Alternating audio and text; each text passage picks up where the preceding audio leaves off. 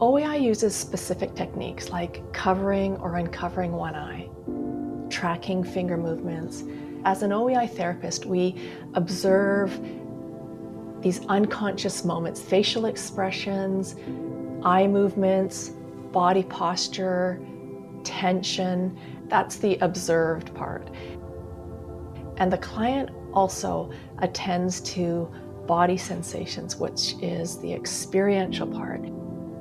OEI focuses on integrating both sides of the brain using eye movements and visual pathways of memory, and that's the integration part.